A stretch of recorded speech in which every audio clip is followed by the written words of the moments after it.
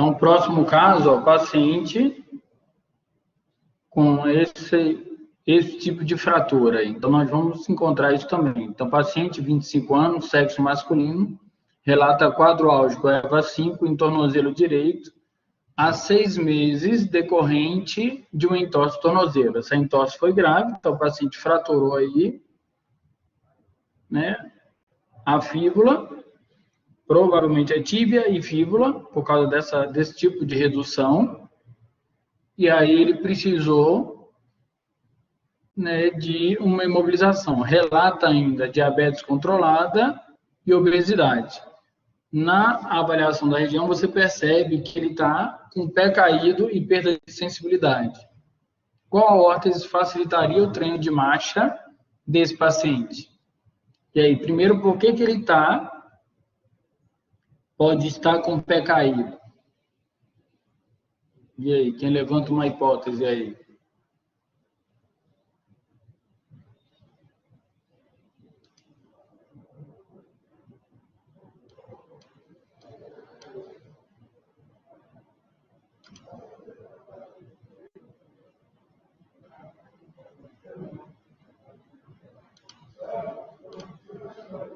Então, essa possibilidade do pé caído pode ser pelo tempo, mas a fraqueza não deixa por si só o pé caído. Então, por o pé ficar caído direto e com perda de sensibilidade, necessariamente ele lesionou neurônio motor e neurônio sensitivo. Então, ele teve alguma lesão nervosa associada a essa entorse. Boa, isso aí, Anca. Então, atingiu alguma inervação, perfeito. Então, ele desnervou esse segmento. Por que razão? A gente não sabe. Ele relata diabetes, a gente não sabe o nível de comprometimento nervoso ou vascular que ele já poderia ter. A obesidade é outro fator mecânico que interfere nessas raízes nervosas. Então, outro fator que pode estar relacionado a possíveis comprometimentos. E aí, qual órtese a gente poderia indicar para que ele pudesse melhorar esse pé caído? E aí? Boa! Então, a AFO, o que é a AFO? É a órtese que vai imobilizar a região aqui, ó, do tornozelo e do pé. Então, ele vai precisar de uma órtese que mantenha o pé do paciente em uma posição neutra. Beleza?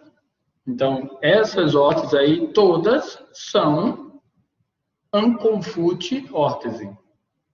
Então, qual é a diferença entre elas aí?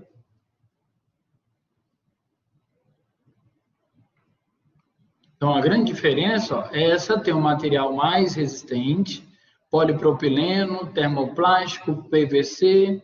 Então, ela vai ter um papel grande de sustentação. É muito utilizada para pacientes que têm espasticidade. Então, não é para o pé equino. Ela serve também para o pé equino, só que o pé equino, como ele é flácido, ele está caído ali, pé equino não, pé caído, como ele é flácido, você pode usar uma órtese como essa, muito mais leve. Então, ele pode colocar essa órtese, coloca o tênis aqui, ó, e ele fica tranquilo. Ele consegue ficar com tênis, com sandália e consegue ter a motricidade preservada sem nenhum tipo de limitação. Como o material é leve, ele anda tranquilamente porque o pé é caído, não é espástico. Por que ela não é articulada? Ó, não tem uma dobra aqui. E aqui também não é articulada. Essa é. Então, essa também, ankle foot órtese, mas essa articulada. Qual é a diferença funcional? O que o paciente tem que ser capaz de realizar? Então, ele vai ser capaz de fazer a dorsiflexão para marcha. Então, ele faz a dorse e dá o passo. Faz a dorse e dá o passo. Então, o paciente pode ter algum problema ortopédico, alguma limitação, mas ele tem a inervação. Ele consegue realizar a movimentação. Tranquilo aí? Esses tipos todos são AFO, beleza? Então, ankle, foot, órtese. Beleza? Imobiliza tornozelo e o pé. E é uma órtese. Tranquilo aí? Beleza, Ianca, muito bom. Tudo em paz, gente? Alguma dúvida? E aí você pode encaminhar o paciente para fazer prescrevendo uma órtese, né, do tipo AFO, mas é interessante que você coloque se ele está com espasticidade para evitar pé equino ou se ele está flácido para evitar o pé caído. O material da órtese vai ter que ser diferente. Tranquilo? Para pé caído, essa aqui vai servir e essa aqui também. Agora, para espasticidade, só essa órtese mais resistente vai servir. A de cá ela já não tem a capacidade de gerar sustentação. Tranquilo? Então, ele só pode gerar essa sustentação se tiver caído. Se tiver com tônus aí aumentado, não adianta essa. Nós vimos, né? Existem algumas também, eu levei para que o pessoal veja, alguns imobilizadores de neoprene, umas bandagens elásticas, mas elas não têm indicação para sustentar pé caído, para sustentar a espasticidade, elas são usadas com o objetivo de imobilizar um tornozelo por uma lesão ortopédica.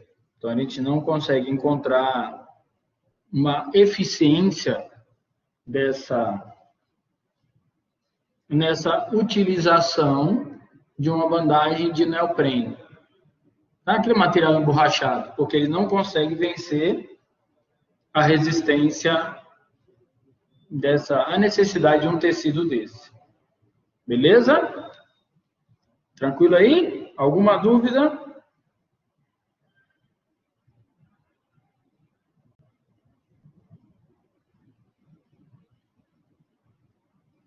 Tudo em paz? Posso passar?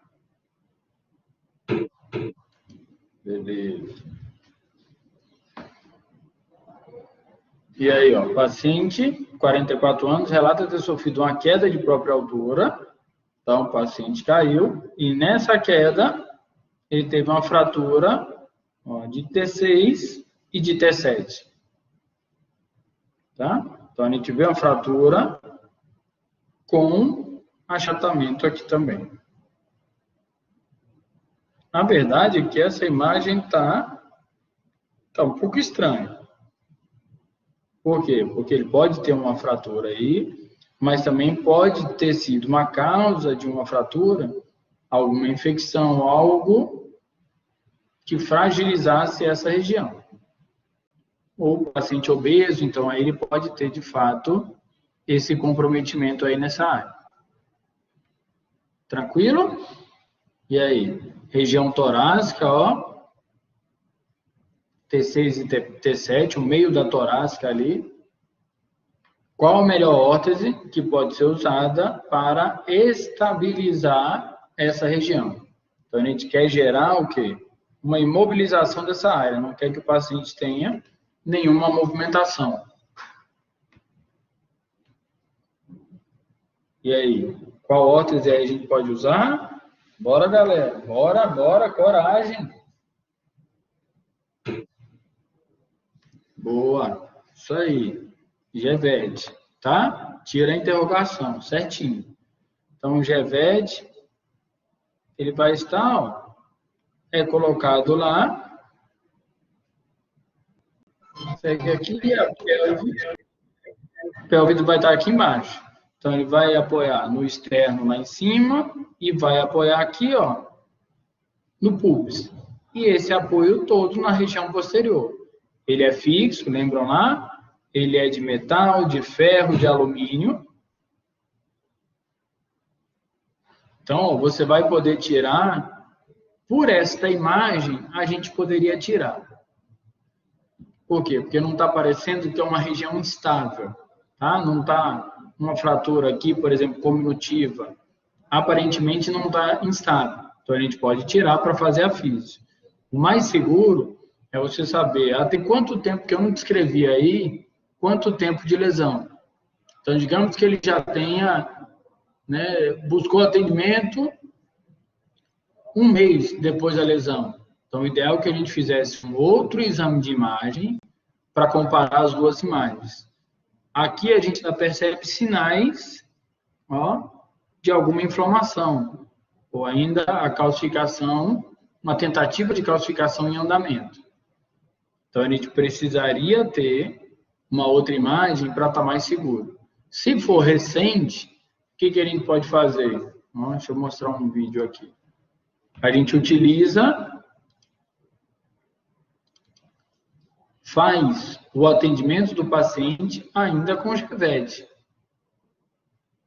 até que ele se sinta mais seguro para tirar o Geved, ou na imagem você perceba que aquela região da consolidação, né, da fratura, já está consolidada, já está estável. Ou você pode encontrar esse paciente ainda no hospital, aí a gente não tira. Por que não tira? Porque ele está ali no período mais agudo do comprometimento dele, e muitas vezes ele pode estar com isso até esperando a cirurgia. Ou esperando ser regulado para outro hospital, porque o hospital que está não faz esse tipo de cirurgia. Tá? Então, você pode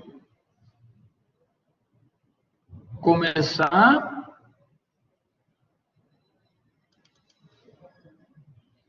o atendimento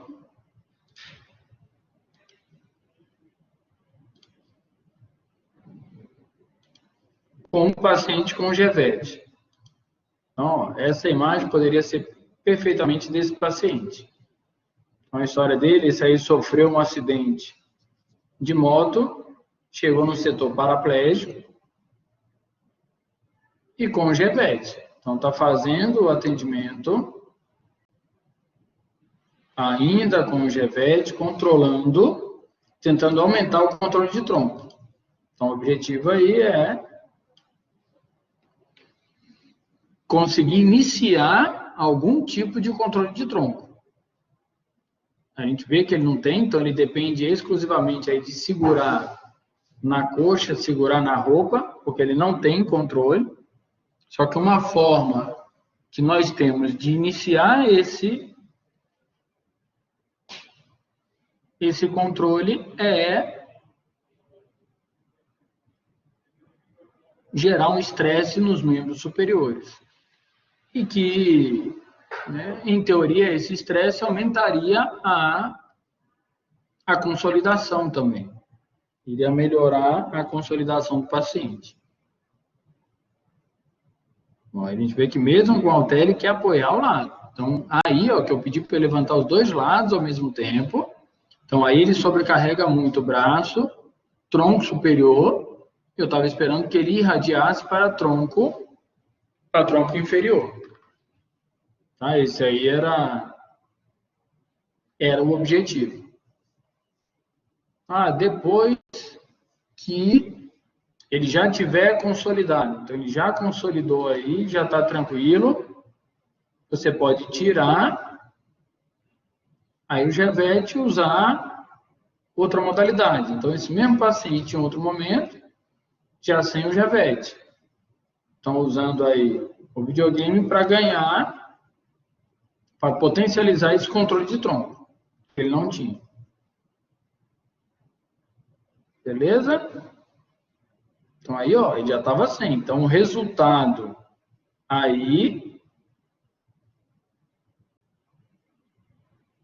de controle de tronco é melhor do que com o Geved. Por quê? Porque o papel do Geved é não permitir movimento de tronco. Muita gente pensa, mas então está usando, como é que vai fazer esse controle? Vai melhorar alguma coisa com o Geved? Vai melhorar alguma coisa, por quê? Porque, de alguma forma, ele está irradiando força para o tronco. Tá? Então, se ele está irradiando força para o tronco, em algum momento, ele vai ter essa capacidade melhorada. Tá certo? Então, ó, o paciente, ele pode... Olha aqui o quadro, ó. Então, ele está com a parte inflamada aqui, ó, a área do achatamento.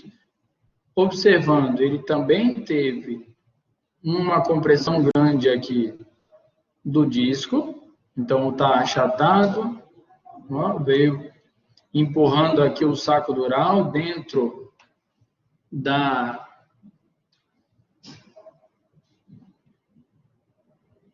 do canal medular. Não está aparecendo, não? Espera aí, vou botar de novo.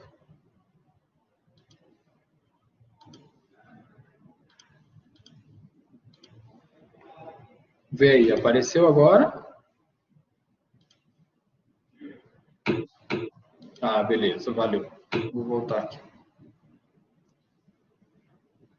Então, aqui a gente vê o corpo vertebral, vê essa área ainda muito inflamada, ó, com sinais de degeneração também. Então, não foi a queda, mas também houve essa degeneração. Vou mudar até de cor aqui.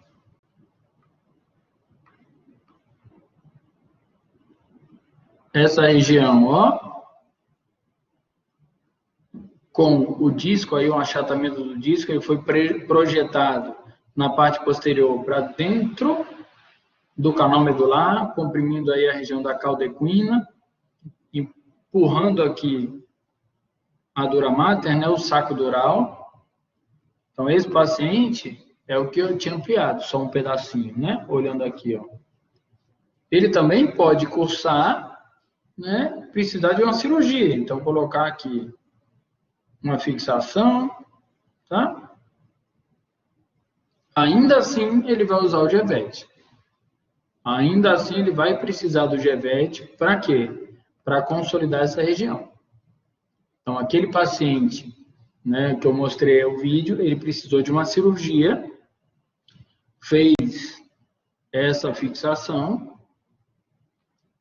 a gente começou a fazer o fortalecimento até que ele tivesse estável nessa área. Se a gente observar bem, né, esse paciente também tem um comprometimento aqui embaixo, ó.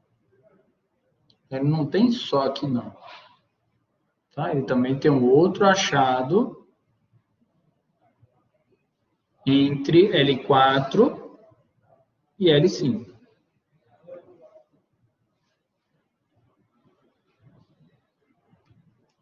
Tranquilo aí?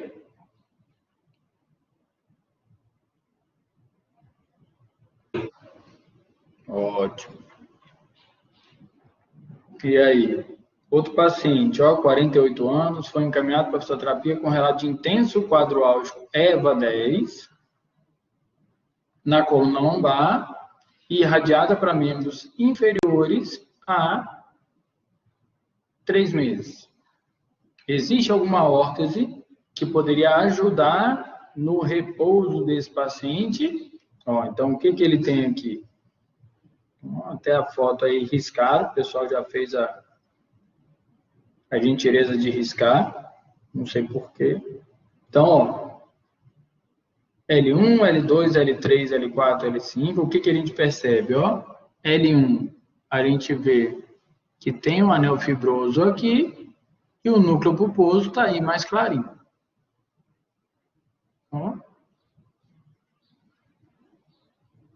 Então, está hidratado. Isso é um sinal que esses discos estão o quê? Mais eficientes, ó. Ótimo. Esse aqui é mais ou menos. O que a gente percebe entre L4 e L5? Que o disco está desidratado. Então, por ele estar desidratado, a gente já sabe que ele está diminuindo a capacidade de absorver qualquer tipo de impacto, qualquer tipo de pressão nessa área. Então, o disco no laudo vai vir desidratado e está vendo que ele está muito maior do que o corpo? Então, ele está com achatamento ou abaulamento de disco com desidratação. Entre L4 e L5, L5 e S1, ele está aqui herniado para a parte posterior. Beleza? E também desidratado. Então, esses dois pontos estão apertando o quê? Ó? Deixa eu mudar a cor aqui. Aqui a gente está vendo os nervos, ó. E está apertando a cauda equina. Então, por isso essa dor irradiada. Então, comprimiu aí L4, L5 e as raízes daqui para baixo. Por isso o paciente vai ter sensação de parestesia aí na lateral das duas pernas, na porção posterior das duas pernas, ali lateral do joelho, posterior da coxa do joelho, podendo chegar ali comprimindo o S1 também, gerando esse desconforto, aquela dor irradiada, que o pessoal fala dor ciática, seguindo por todo o membro inferior. Beleza? Então, qual recurso a gente poderia utilizar aí? Qual órtese? Queria dar um repouso para esse paciente. Por que eu fiz questão de escrever repouso? Porque não trata ele, tá? Dá um conforto durante o momento ali da fase aguda do comprometimento dele. Tá certo? E aí, o que a gente poderia usar?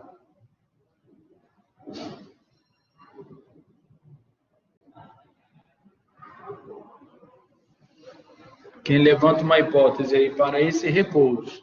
A gente não quer uma sustentação intensa, mas um leve repouso aí dessa região. Boa. Então, put baixo pode ser utilizado. A faixa, perfeito. Beleza? Então, put baixo, ele pode dar essa sustentação. Ó.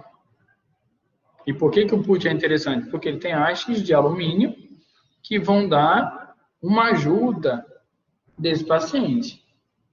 A atadura, né? Atadura não, desculpa. Aquela cinta que o pessoal coloca, né? Que a grávida utiliza, uma cinta com, né? Com elástico, né? Com velcro, ela vai gerar algum repouso. Tem alguns pacientes que utilizam sentem um repouso muito grande, um conforto.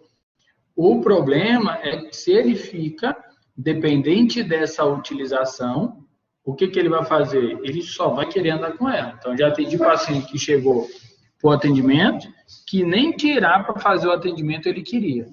Não. Ele pode até utilizar durante um período. Vai dirigir durante 4 horas. Pronto, ele coloca aí, porque pelo menos vai ajudar na sustentação ali durante essa viagem que ele precisa fazer. Mas ele vai precisar retirar para fazer a fisioterapia. Necessariamente ele precisa tirar. Para fazer condutas de descompressão, tá? Para corrigir ou minimizar a agressão que esse achatamento, essa desidratação, vocês vão encontrar no laudo de ressonância também uma degeneração discal, consequentemente está diminuindo a capacidade de absorver impacto nessa região aí. Tá certo?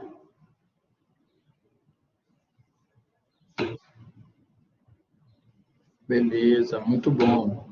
Tá tranquilo, gente? Está dando para ter uma boa noção aí?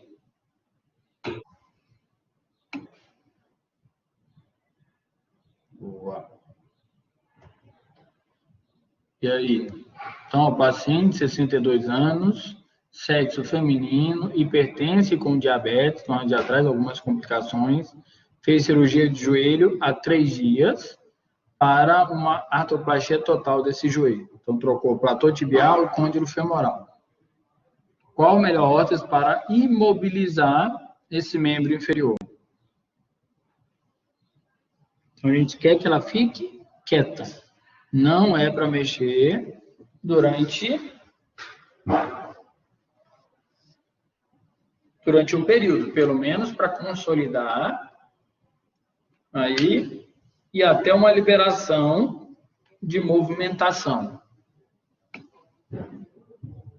Pode ser CAFO, tá? Ou pode ser somente o imobilizador de joelho. O CAFO seria um recurso além da necessidade.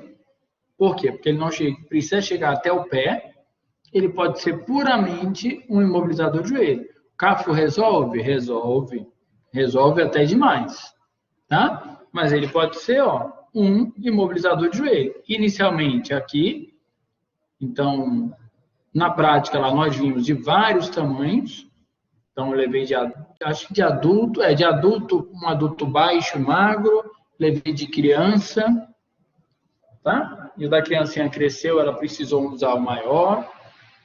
Então, o objetivo aí é gerar somente uma sustentação aqui. A melhor forma de imobilizar o joelho, como a Mona Lisa botou aí, seria você conseguir imobilizar o mais alto possível e, de preferência, segmentos abaixo. Seria mesmo tornozelo e pé.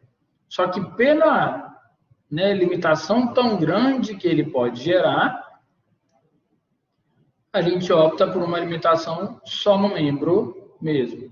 E à medida que ele é liberado para movimento, ele já pode usar uma joelheira articulada. Qual é o objetivo dessa joelheira aí? Ela permite movimento, mas ela não deixa esse deslocamento lateral. Ela vai ser um guia aí para a movimentação. Lembrando, gente, que essas órteses, eu estou falando por que essa aí é o imobilizador de joelho. Porque ela é de material de pano, material, tipo aquele material de kimono, e tem umas hastes de alumínio dentro dela também. E nós podemos usar também em outros pacientes. Então, deixa eu mostrar um exemplo da gente utilizando em paciente neurológico. Então, a gente pode colocar no paciente neurológico que tenha alguma capacidade. Por que tenha alguma capacidade? Porque se ele não tiver alguma capacidade, ela não consegue sustentar o peso desse paciente. Tá? Não dá para sustentar. Só se a gente suspender o paciente. Então, esse jovem que eu estou mostrando o vídeo aí, ele foi atropelado, tá? Ele teve um TCE e um TRM, e ficou paraplégico. Então, a gente colocou esse imobilizador de joelho com o papel dele fazer uma descarga de peso. Só que uma descarga de peso integral. Por quê? Porque senão ele ia passar, ele ia vencer a resistência do material. São hastes finas de alumínio, não vão sustentar o peso ali integralmente de paciente nenhum. Então, tem uma tendência a não suportar. Tá? Então, nesse caso, a gente utiliza a órtese e usa um outro recurso. Pode fazer isso, ou ainda, uma outra forma de aplicar, colocar o paciente, aí botava em suspensão parcial de peso, que dá uma liberdade maior, a gente até fica mais tranquilo quanto à utilização. A gente também pode usar, se o paciente tiver uma grande força, você pode usar aqui no andador. No caso dele, o andador aí não estava com a mesma órtese, tá? Aí a gente achou mais seguro usar uma de PVC. Então, usamos uma de PVC para que ele conseguisse ficar em pé, mas ele estava fazendo muita força nos braços, já estava conseguindo compensar com o braço. Ah, mas como que a gente sabia que ele conseguia sustentar pelo braço? Porque a gente trabalhou muito isso aqui também. Então, a gente sabe que ele conseguia levantar o corpo inteiro, então estava tranquilo para ele utilizar essa órtese, que seria para uma estabilização ortopédica, mas ele estava usando para um quadro neurológico. Beleza? Só para que a gente saiba que às vezes a gente pode utilizar um que não é Não seria o ideal, mas se você conhece a capacidade do seu paciente, você pode utilizar. Tudo na paz? Beleza.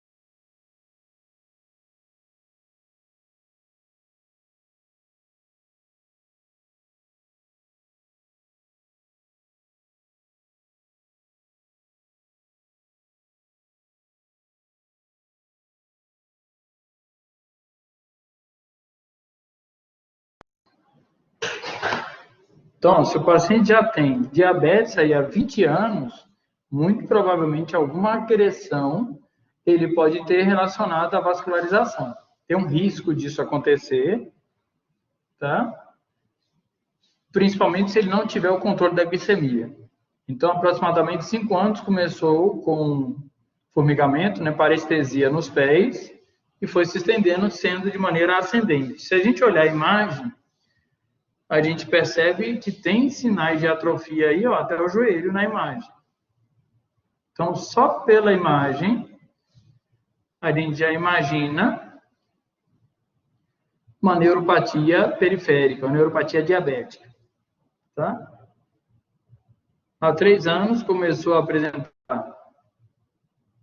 dor nos pés e nas pernas, e dor em queimação, tipo agulhada, picada, é um sinal de neuropatia. E às vezes ainda choque. Pronto, confirmou a neuropatia periférica. E a dor piora quando anda, porque à medida que ele vai andando, ele sobrecarrega, né? Com as contrações que ele está gerando de maneira distal, a vascularização não é capaz de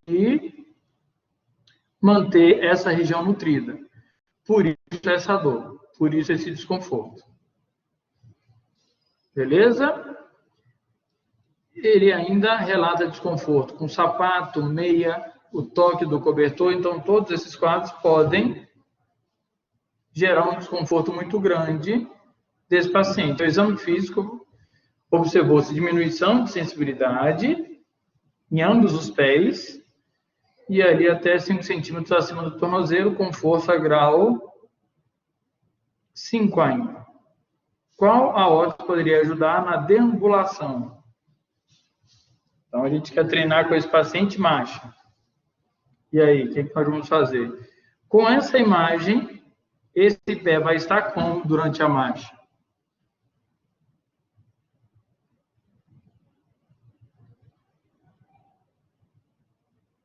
Então, ele tende a estar... Boa, beleza, Ianca? Tu lembra desse quadro, né? Lembra desse caso clínico? A gente tratou em neuro para fechar o possível diagnóstico. Aí, muito bom, isso é um bom sinal. Então, a gente fecha o diagnóstico, sabe o que é, e a gente pode escolher o quê? Se ele tem lá o pé caído, e a gente também já percebe que pode ter uma fraqueza lá em quadríceps, né? Então, a gente indicaria, se tiver só no pé, beleza, ótimo. Se ele ainda fizer, né? Vou ter algumas órteses aqui que a gente pode utilizar. Se ele ainda tiver dorsiflexão, a gente usa uma AFO articulada. Não tem dorse. Pronto, nós vamos usar uma AFO fixa. Beleza? Como esse comprometimento tende a ser ascendente, ó, então a gente pode passar para uma CAFO e pode ser necessário, ó, uma HCAFO. Eita. Uma HCAFO.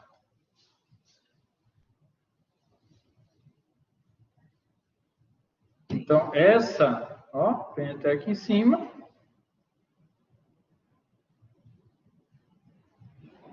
Boa pergunta, não sabemos, viu? Bianca, não sei, só colocando para ver. Excelente pergunta. Então, ó, o que a gente percebeu? Ó, para a gente ter exatamente o que quer dizer esse relato dele. Né? Porque alguns podem pensar, ó, como que ele relata que tem desconfortador e uma perda de sensibilidade? Então, ele não tem sensibilidade no pé. Beleza?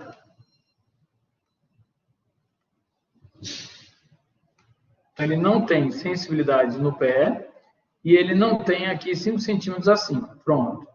Já é um sinal que a neuropatia está muito grande nessa região. Tá certo? Então, essas regiões ele já não tem sensibilidade. Perfeito. Só que à medida que vai desnervando, então ele vai perdendo a inervação, ele fica com uma hipersensibilidade. Então, toda essa região está hipersensível. Ó. Muito provavelmente até lá em cima. Que a hiperaldinia é um estímulo que inicialmente não seria álgico, que passa a ser álgico, porque ele está tendo desnervação. Então, a pergunta da Ianca é perfeita. Como nós vamos saber se ele vai suportar, se ele não tolera nem cobertor colocando? Existe uma possibilidade dele tolerar? Existe. Por quê? Porque quando a gente gera uma compressão, lembra lá dos mecanismos de comportas da dor? Mecanismo medular de analgesia?